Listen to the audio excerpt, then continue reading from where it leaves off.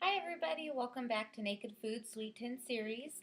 Today we're going to be doing crepes, and everybody may be intimidated by crepes. I know I was when I first started making them, but actually they're not that bad. I'm going to show you more of a traditional way. You can also buy different kits and things like that that can help you, but if you have these tools around the house, then go ahead and use them. A flat cast iron pan. So I have mine heating up already, but it's flat as can be. And you want to make sure you have one. If it has these little grooves, that's fine. Also, make sure that your pan is seasoned because these crepes you want to make sure that they don't stick. Now we do have quite a bit of butter in them, so it definitely helps with non-sticking.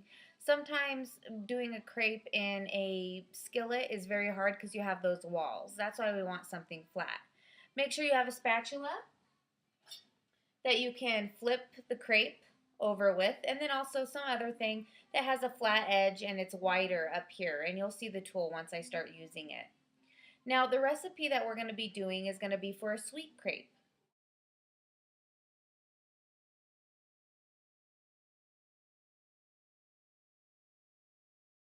In the recipe have 2 eggs that we're going to use, 3/4 cup milk, half a cup of water, and then 1 cup of flour, 3 tablespoons of melted butter.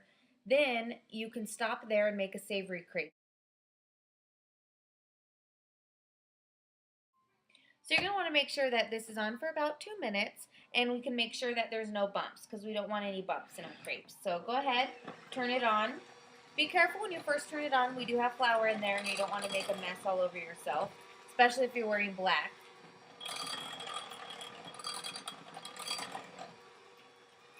And then once that flour is mixed in, you can go ahead and turn that power up. And make sure to scrape around the sides. If you're using a stand mixer, you might want to pull it down and scrape your sides a little more.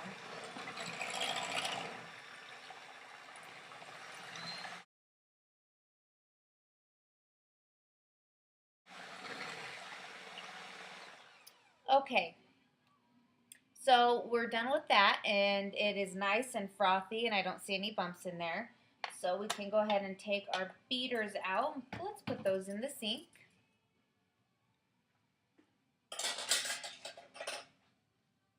All right, now we're going to want something that we can dump the batter onto the pan. Pouring it will just be a disaster.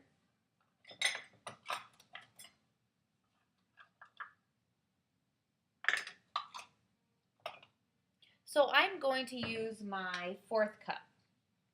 That's just enough batter for me, and I really like it. It's very helpful. Have a little cup or something to set it on because if you put it back in the batter, it's going to fall down in there and make a living mess. So don't do that. All right, so now your pan should be nice and warm. Low medium heat. We want to make sure that it's nice and even. Also make sure your handle of the pan is facing in towards the oven or the back of the wall. If you have little kids, you don't want anything hot or this heavy to fall on them. So I'm going to go ahead and get 1/4 of my batter, 4th cup of batter, and put that right in the middle. And then I'm going to grab my tool that I have sitting right next to me.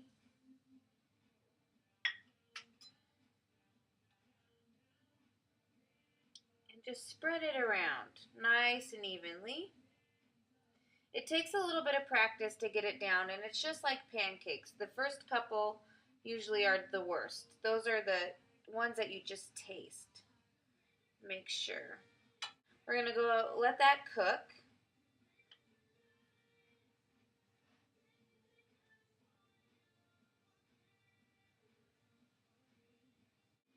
Okay, so it's been about a minute, so we're going to go ahead and check our sides and see if they come up easily. This one does. It probably could sit a couple more seconds, so we're going to let it sit there a couple more seconds. You can feel right away if it starts to stick or not, and that's what we don't want it to do, is stick. So we're just going to let it sit there for a couple more seconds and let it evenly cook more. And I already have a plate out right here that we're going to go ahead and just start putting our crepes on. Because once we flip it over, it's not going to take long for this other side to cook.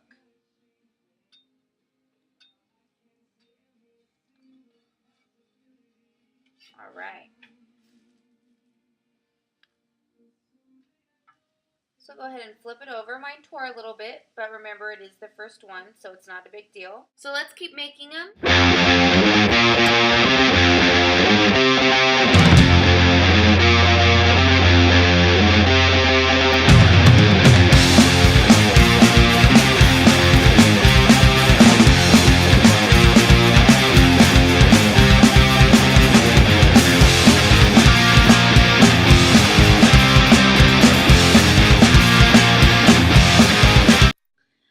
So we're already 8 crepes in, and we still have about, I would say, 8 to 10 more left. So it makes quite a bit.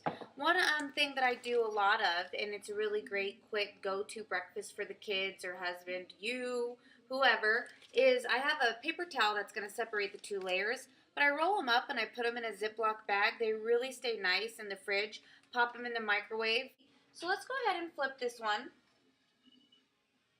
So you can see that when you pick them up, they're perfect to go.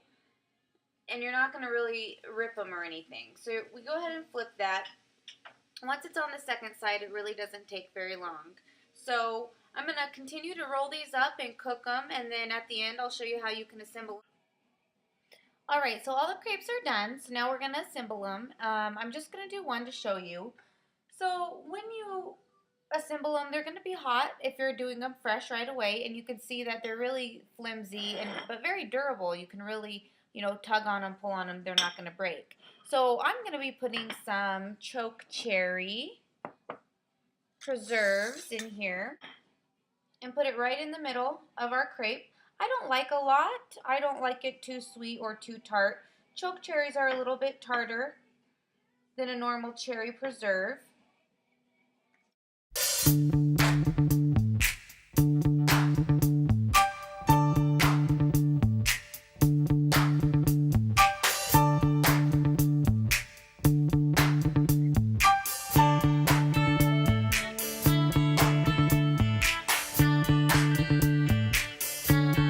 Remember, you have the savory option and also the sweet option. So have fun with it and email me if you have questions.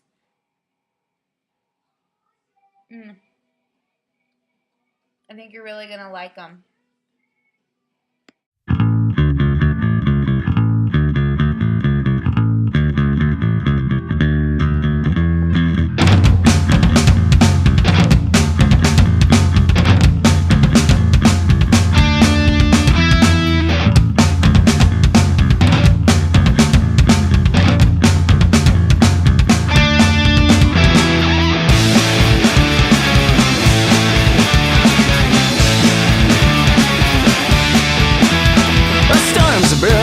Between years, seen spinning heads in the